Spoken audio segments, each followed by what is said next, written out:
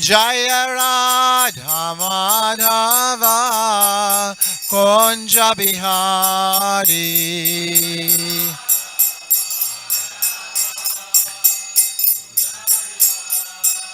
Jaya Radha Madhava Kunja Bihari.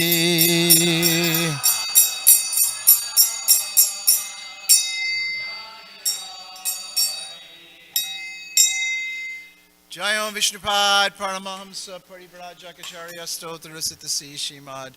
His Divine Grace A.C. Bhaktivedanta Swami Srila Prabhupada Ki Jai. Jayam Vishnupad Paramahamsa Parivrajakacharya Stotrasitasi Shimad. His Divine Grace Srila Bhakti Siddhanta Saraswati Thakur Maharaj Ki. Anantakoti Vaishnava Vrinda Ki. His Khan Founder Acharya's Divine Grace Srila Prabhupada Ki Jai. All glories to the assembled devotees. All glories to the assembled devotees. All glories to the assembled devotees. All glories to the lotus feet of Sri Sri Guru and Sri Gauranga.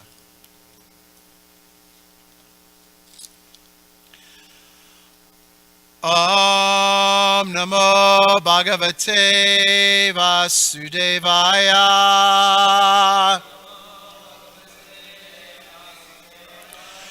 Om Namo Bhagavate Vasudevaya.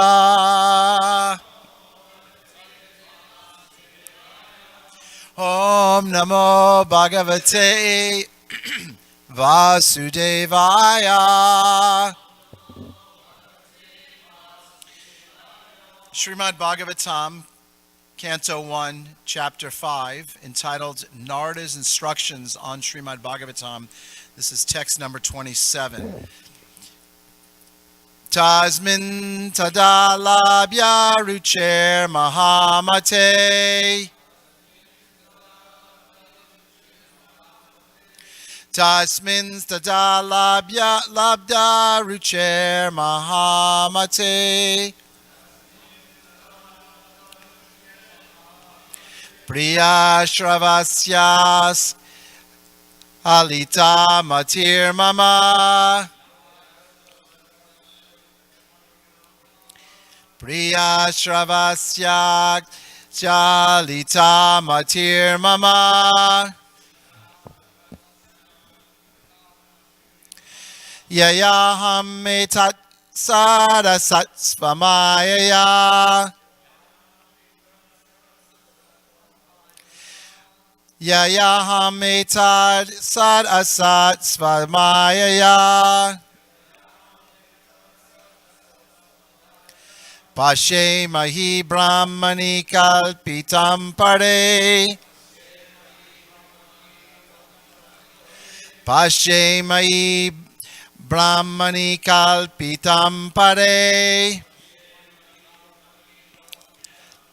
Tasmin tadat labya labda rucher mahamate. Priya Shravasya Alita Matir Mama. Mayaham etat sadasat svamayaya. Pashe mahi brahmani kalpitam pare.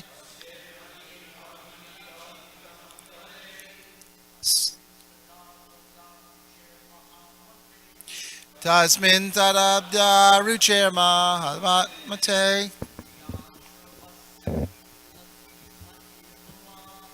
Priyas Vastak Mama.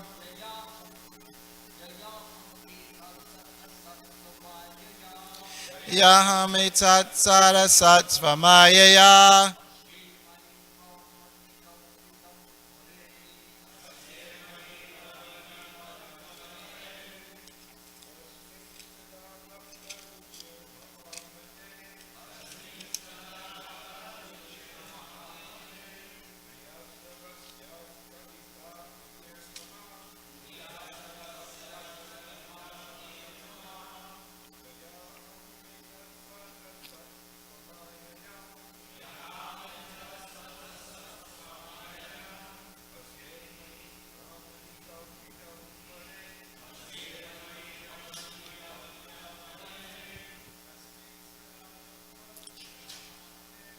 Tasmin tatalab yaricher mahamate.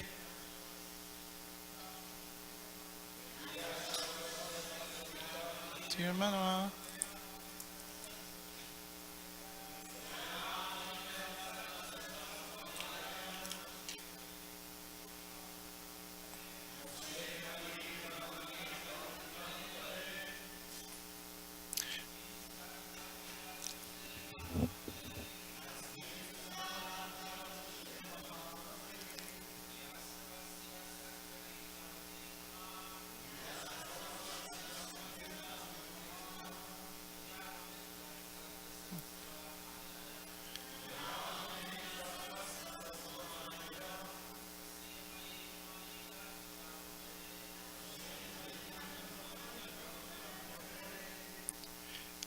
Ladies, please.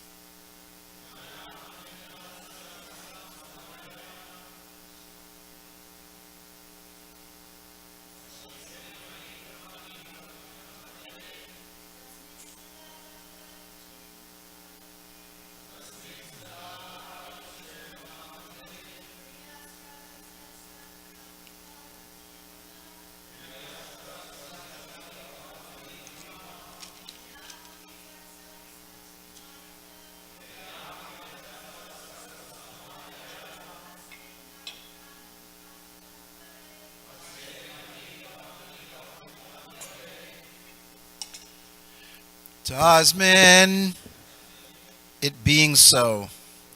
Tada, at that time. Labda, achieved. Ruche, taste.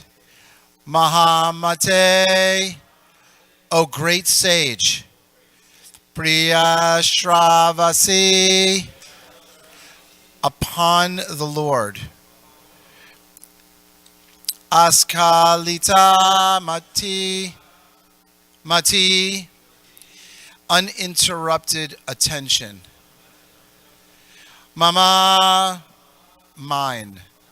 Yaya, by which. Aham, I. Etat, all these. Sat, asat, gross and subtle.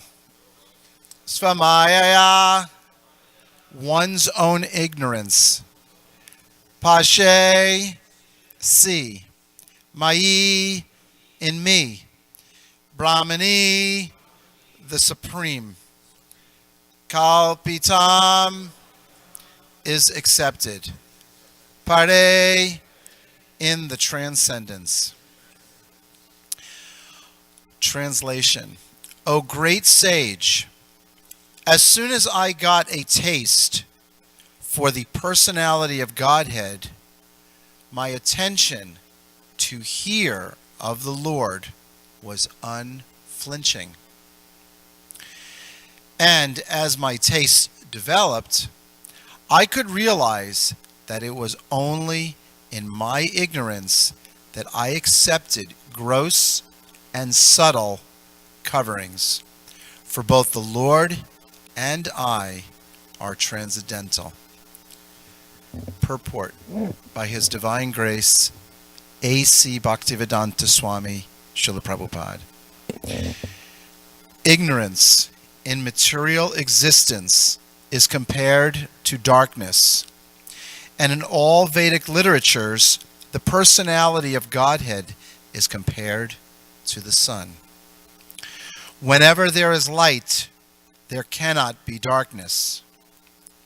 Hearing of the Lord's pastimes is itself transcendental association with the Lord, because there is no difference between the Lord and His transcendental pastimes. To become associated with the supreme light is to dissipate all ignorance. By ignorance only, the conditioned soul wrongly thinks that both he and the Lord are products of material nature. But in fact, the personality of Godhead and the living beings are transcendental, and they have nothing to do with the material nature. When ignorance is removed, and it is perfectly realized that there is nothing existing without the supreme, without the personality of Godhead, then nescience is removed. Since the gross and subtle bodies are emanations from the personality of Godhead, the knowledge of light permits one to engage both of them in the service of the Lord. The gross body should be engaged in acts of rendering service to the Lord, as in bringing water, cleansing the temple, or making obeisances, etc. The path of archana, or worshiping the Lord in the temple, involves engaging one's gross body in the service of the Lord.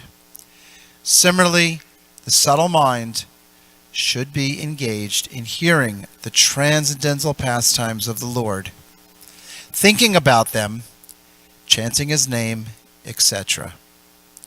All such activities are transcendental. None of the gross or subtle senses should otherwise be engaged. Such realization of transcendental activities is made possible by many, many years of apprenticeship in the devotional service, but simply attraction of love for the personality of Godhead as it was developed in Narada Muni by hearing is highly effective. Om Gana Timidandasya Gananjana Shalakaya Chakshur Umilitam Jaina Tasmai Shri Gurave Namaha. This purport is full of nectar. These instructions in this chapter are full of nectar. Narada's instructions on Srimad Bhagavatam. Srila Prabhupada starts off the purport. Krishna, Surya, Sama, Maya, Haya, Andhakara. Think about the Back to Godhead magazine. This is written at the top. Godhead is light. Nescience is darkness. Where there is Godhead, there is no nescience. Imagine this. So many years, so many births in the material world, and now we're in the human form of life. 8,400,000 species of life. Imagine. So many births. And now we are fortunate to come to the level of being able to understand who is God, who is Krishna. Krishna meaning all attractive. God is all attractive. We're extremely fortunate in that way. This New Dwarkadam, this ISKCON society that Srila Prabhupada has set up for us, this international society for Krishna consciousness, is not just some ordinary place. Sitting in this temple room right now, looking at all of you, you are not ordinary people. Everyone here and everyone on the internet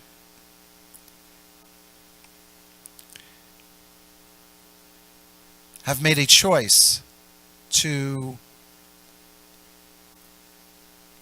want to find out who is Krishna. What is the purpose of human life? And so we're all here associating together, hearing Srimad Bhagavatam. We're all here in the morning together, chanting Krishna's holy name, purifying ourselves. So where there may have been ignorance in the beginning, upon waking up, we may not feel so fired up. But coming and associating with devotees and chanting Krishna's name, that mantra, Hare Krishna, Krishna Krishna, Hare Hare, Hare Rama, Rama Rama, Hare Hare, is giving us the ability to cleanse our hearts and to change our vision. Archana, worshiping the deities. This is not ordinary here. And people are watching very closely what we do. Sometimes when we're outside getting Mahaprasadam, we see neighbors or people that are parking their cars and then walking back to their cars. They'll stop and they'll look. Maybe they've seen us before. Maybe not. And so they're judging us. They're saying, well, who are these people? So behavior is very important. And we're learning how to behave properly. Coming to the morning program, chanting our rounds, our 16 rounds, following the 4 regulative principles.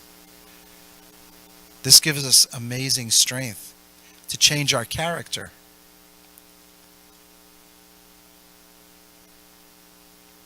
So by changing our hearts, naturally our world is going to change. And we'll become happy. And we'll become happier. So when we woke up this morning, it was very cold. Maybe it was a bit of a challenge to get up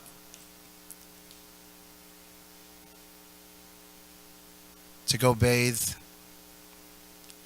and to come to the temple.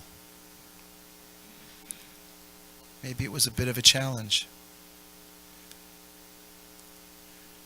But gradually, notice what happened. All the cobwebs, all the dust. Our vision changes. The way we feel changes. Because this process works. And especially when we're in association of wonderful devotees.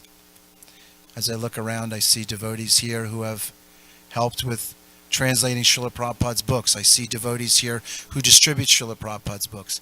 I see the cooks who cook so nicely with so much love for the deities. I see those pujaris who are here and who dress the deities so amazingly. I'm going to ask everyone to turn their attention to the right and look at the deities and focus in on just something, one item, something that during the day today, if someone approaches them and says, what did you notice? What did you remember? What is unique about the deities this morning? You're going to say, and whatever it is that just kind of strikes you at this moment, whether it be the flowers in the turbans, or whether it be the color of the dress, or how the garlands on the parampara match what the deities are wearing. Something. Take a moment during the day today, maybe before you take prasadam, and just take a moment and remember something special, something unique about the deities today, something that happened today that was different than other days. So when we woke up this morning, It was cold. It was dark. But as that verse says, Krishna Surya Sama Maya Haya Andhakar, where Godhead is light and Nescience is darkness. Imagine we're sitting here, we're chanting, and it's dark. If you look through these little windows, it was dark. And I remember this morning I was looking up and it was dark. And then I was reading a few more paragraphs, and I looked up and suddenly it was like the dimmer switch, the light just, and all of a sudden the darkness started to dissipate. And so now if you look outside, there's no more darkness. The sun is out and you can see what's out there. Whereas when it's dark, you may look outside. We may look outside and we can't see what's beyond the corner practically. So by hearing attentively with rapt attention in the association of devotees, suddenly we get to see things how they are. We get to see reality. We have certain filters and we see things with the wrong color glasses. Just like jaundiced, right? Anybody who's a jaundiced, they can attest to this. They can say that, yeah, you have your vision is, you don't see things clearly because of the jaundiced. And even when you taste something sweet, like sugar candy, or you could imagine even that cake that we had yesterday for that breakfast, so much sweet. But you can imagine if you have jaundice, it doesn't taste sweet at all.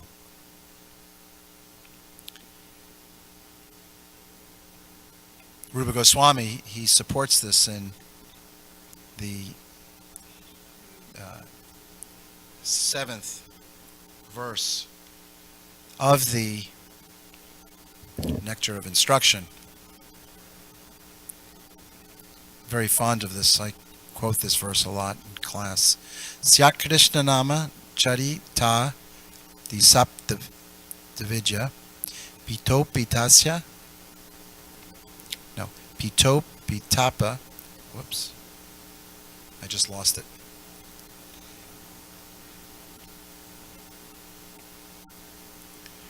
Vasina. I don't want to quote it wrong. Rochikanu. Sadvikramad Bhavititad Gula. Something mantri. Svadvikramad Bhavititad Gadahula mantri. I don't know how I got to this page, but okay. So, by carefully chanting, gradually these sweet names, they arise within our tongue, just like taking sugar candy. That's the way that we can get rid of jaundice, by taking sugar candy. So by chanting, and it's quite a simple process. We're just chanting Hare Krishna, and we're dancing and chanting in kirtan, and taking Krishna Prasadam, such a simple process, but it can be a bit of a challenge. But just continually trying, then our vision starts to change. I was speaking to someone yesterday at the Sunday feast, and she was explaining to me about a certain vision that she has from her past experiences of religion. But the answer is step by step. Just take baby steps. Carefully chant Hare Krishna. Read Srila Prabhupada's books. Do this within association of devotees. Gradually, our vision changes. Our heart changes. And we want to destroy this ignorance at the root. Just like sometimes in the grass over here. a weed will fructify. You can't just cut it with the lawnmower or clip it at the top, because it will just keep coming. No, we have to go to the source. We have to go to the root and pull it out. Then that particular weed will not come back. So we're gardeners here. We're pulling out the roots. From the roots, we're pulling out the weeds. And this is the place that we're doing it, right here in New Dwarka. So it's important also to protect the integrity of where we live.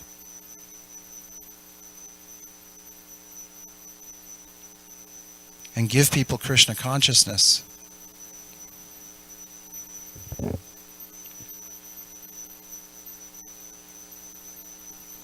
Serving devotees. This is another important. By serving the Vaishnavas, we'll become ecstatic by service, by developing that service attitude. A few days ago we heard in class, one devotee said that we don't serve Krishna directly. Krishna said we do serve Krishna directly, but we're serving his devotee first. So, one who says he's my devotee, he's not my devotee. But one who says he is the devotee of my devotee, the servant of my servant, then he is my devotee.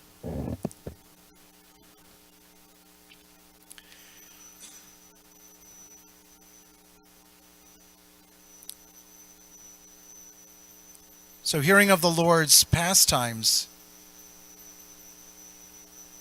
think about this one. By hearing the Lord's pastimes, by hearing Krishna book, by hearing the pastimes of the Supreme Personality of Godhead, we are actually associating with Krishna, the Supreme Personality of Godhead.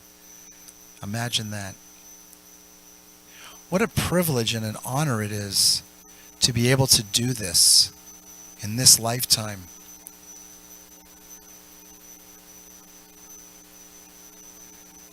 Nice to look around here. Right? It's such a privilege to be in the association of all of you wonderful devotees.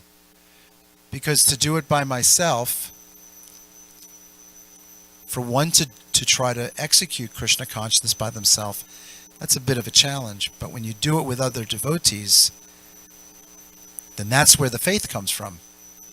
As it says in the 3rd verse in the 9th chapter of Bhagavad Gita, faith comes from association of devotees. And imagine also, many sticks together are very difficult to break. If you have one stick, it breaks very easily. But many sticks is very difficult. So serving the Vaishnavas, being very careful about committing offenses. We have to be on guard. And this is how, imagine we have a garden. So we have to be very careful in that garden.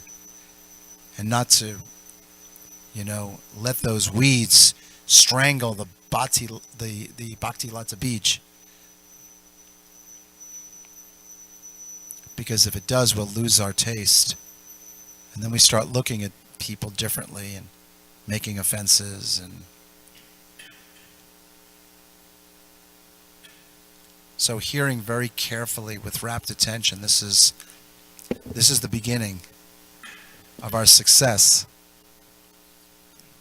As that verse in the Srimad Bhagavatam, Shravanam, Kirtanam, Vishnu Smaranam, Padasevanam, Archanam, Vandanam, Dasyam, Sakyam, Atmani Vedanam. Hearing, chanting, remembering. If we don't remember, then we forget why we're here and what we're doing. This is We're declaring war on Maya. We're declaring war on the illusory energy of the Lord.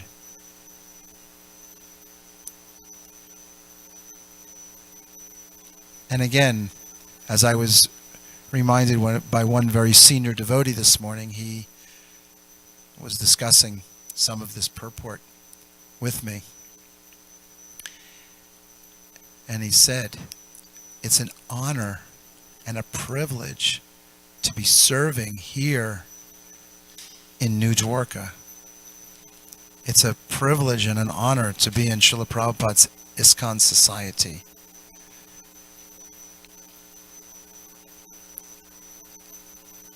So that's something grateful to remember today as we're going on in our day, as we're going on performing devotional service ecstatically, that this is definitely an honor and a privilege to be worshiping these deities here in this temple. And because of that, everyone else that's here in this room, you are all very, very, very special people.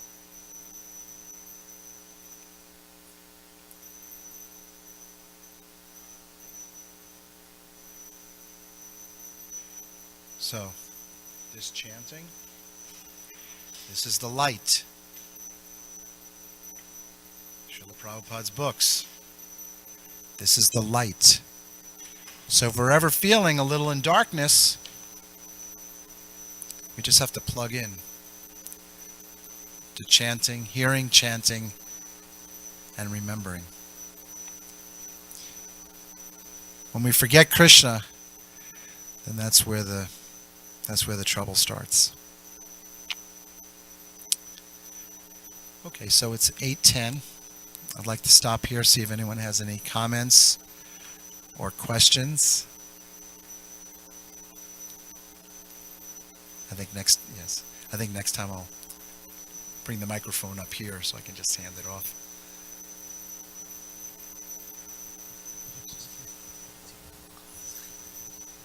Right? You should just keep the microphone in your pocket. You always have such nice questions. Yes, Prabhu. Wondering, in the beginning of the class, you mentioned this human form of life is very rare out of 8,400,000 species.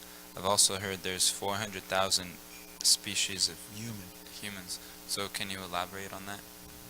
And what are those different species and where are they? I had a feeling I was going to be asked this question.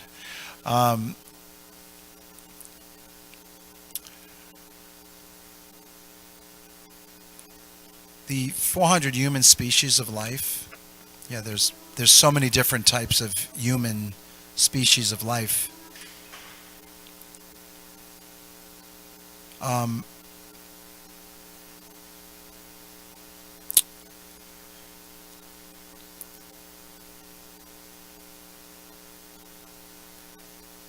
Okay, maybe I can get some help on this one because I don't have a concrete answer on this one.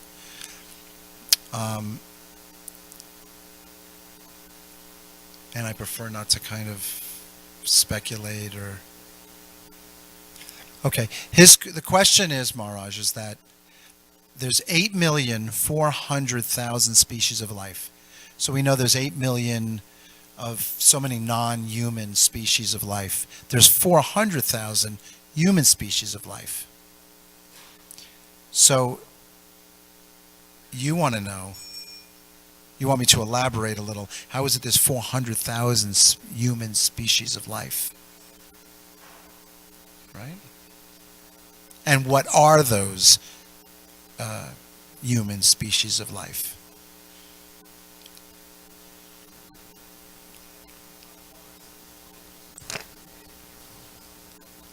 You want to give him the microphone, please? Okay. Okay.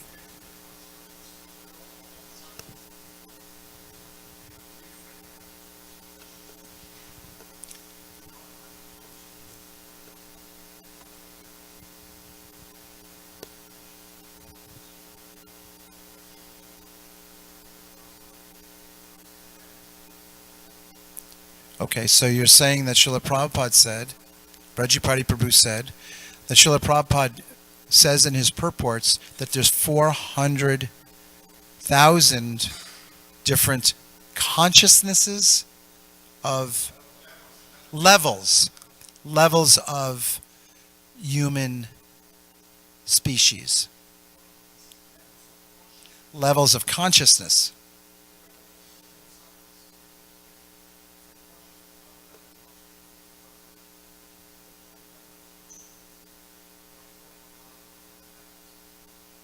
Okay. And because when you were asking the question, I was thinking that, there's some people have a much higher level of thinking, whereas if we look out here, sometimes, out on Venice Boulevard, let's say, we see a different level of how people think. And some people are under the influence of intoxications. They're still humans, but they're at a certain level.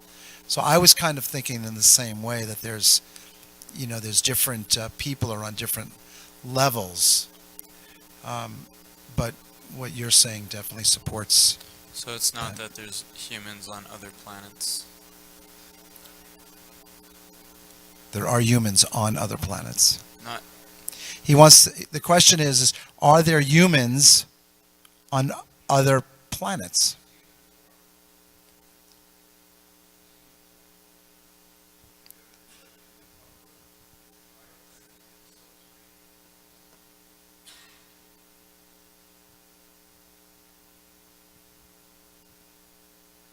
So your point, Prabhu, was that, Savas Prabhu, was that there's humans forms in the higher planets and also in lower planets.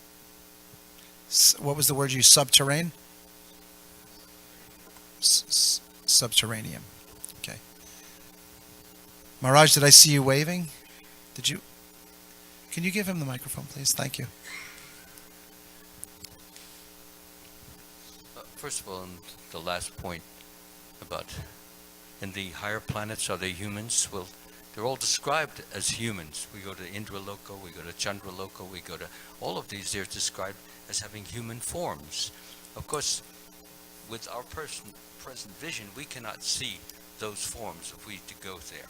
You have to have special equipment, just as we have various abilities which enable us to see the vibratory rates in this planet. So similarly, for example, Indra, when he comes down, he materializes his form here so that we can see it. And then he dematerializes it so that he can interact or act on his planet, you see. So it's a question of materialization and dematerialization. But it's a human form, and it's a technique which they know because of their higher knowledge and higher experience. Does that answer the point, or is there anything further that you wanted to ask on that? Yeah, okay. So therefore, that's one thing. Like Narada Muni, he appears human and then he disappears. We don't see him, but they can see him on another planet. He can go to any planet and adjust the vibratory rate of his form according to the necessity of the people in that planet. This, of course, is highly advanced knowledge, and which, when used, allows the person to effect that kind of thing. Okay. I had one question, if there's any time. If there's no time, I want to ask it. Yes, Maharaj. Okay. My question is this. Well, actually, what I'm asking you to do is not so much a question, but to elaborate. You mentioned, first of all, I didn't mention, a very nice class. I enjoyed every bit of it. So many nice points. Thank you very much. Nice insights and nice ideas that are in our scriptures, which were all related. I like the way you related them. But getting back to my asking for a question, you had made the statement that Krishna says that those devotees who worship my devotees are my devotees, and those who try to worship me directly are not my devotees. We have to understand that, because if you go deeper, they are also devotees, but Krishna is saying, I'm giving more emphasis or more importance or more affection to those devotees who worship or serve my devotees. Could you like to elaborate on that? Well, Why he favors those devotees who... Krishna's devotees are very, very dear to him. So it's like if you, the president of the United States, if you give the child something, he has a child, and you give something to the child of the president's going to be very, very pleased. So Krishna is very, very pleased when he sees that his devotees are serving his devotees. What else can I say? We cannot approach Krishna directly. We have to go to Krishna in the parampara. This is the instruction of Srila Prabhupada, that we have to approach a spiritual master. And so by serving the parampara, by serving the devotees, the Vaishnavas, then Krishna is very pleased with that. You want to add something to that? You want me to? Of course. Thanks. That's fine, and your analogy is perfect. I would just add to that. There's another one little factor there, and that's to serve a devotee, or to worship a devotee, or to glorify a devotee, is much more difficult than doing that to the Supreme Lord. The Supreme Lord, we can always say, "Oh Lord, I glorify, I love you, you're great, you're wonderful," and so forth, because we don't yet have that deep relationship with God yet. I'm talking about us, at least on myself, and therefore it's very easy to say these words. But for example, let us say I have a pet peeve with you, or something bothers me about you. Maybe the way you speak about Krishna, or maybe the way you dress, but I have certain pet peeves. Now, to serve you is much more difficult because of the fact that I dislike certain things of you.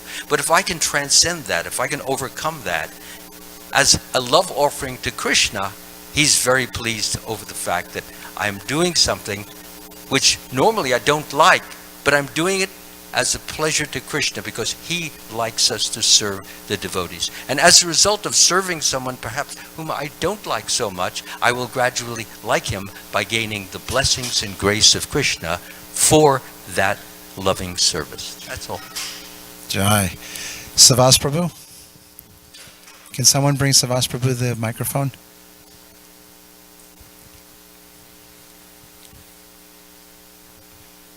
A very simple answer to that also is that because that's what Krishna wants. God wants it that way. In other words, we can think of so many reasons, but Krishna says that's the way you can approach me. That's it. That's the law. If we want to surrender to Krishna and know Krishna, we have to go through his devotee. Tadvidhi paripatena pariparsena sevaya. This is what God says. And we have to listen to God's instructions. Right. And if we follow that, then we'll understand Krishna. If we don't, if we decide, well, I'm not going to take a bona fide spiritual master, you won't really understand Krishna. Not in devotion, not in love of God. You'll not achieve any of those levels. It'll be speculation. So basically, we can just say, God wants it that way. Great answer. Thank you very much. So we still have a couple of more minutes. Sacinandana Prabhu. I just remind a verse from the 9th canto of Srimad Bhagavatam, where Krishna himself says that in appreciation of his dear devotees, he said, Aham bhakta paradino hyaswatantra ivaduya sadhuvir grasta hridayo bhaktar jana prija.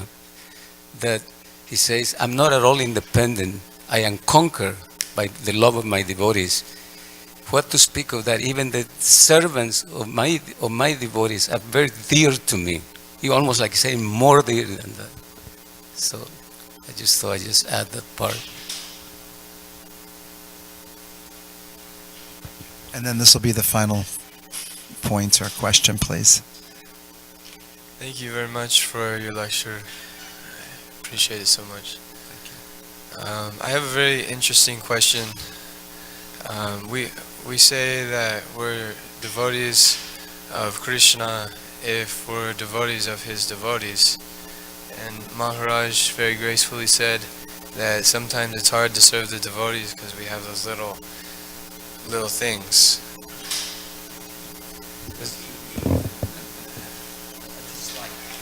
Problems, pet peeves. How about all the people in the world that aren't devotees, and we want to serve them because we see, at least in myself, I'm new. I've only been in Krishna consciousness for about 4 years, but I've seen, how it's changed my life so much, and it would be nice to be able to serve anyone and be able to have that knowledge in my heart that Krishna sees. Okay, he's my devotee. He's trying to help the beggar on the street, or the person that wants to hurt themselves maybe because they're suffering in this world, or who knows. Mm-hmm. So, yeah. So then what would be your question? My question would be, are we looked at as devotees if we serve others as well? Well, that's what we're supposed to do. Okay. And we are serving others by giving them Krishna consciousness.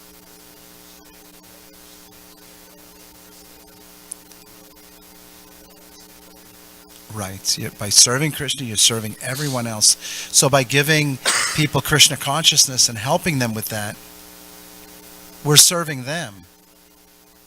But we're also serving Srila Prabhupada. Because this is his instruction. This is why Srila Prabhupada wrote these books.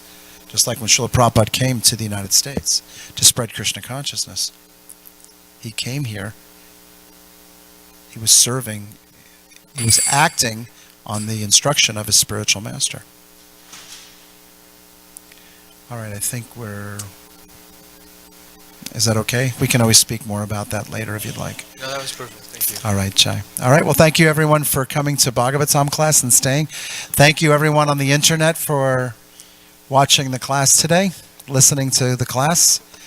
And I hope you all have a wonderful day in Krishna consciousness. Hare Krishna.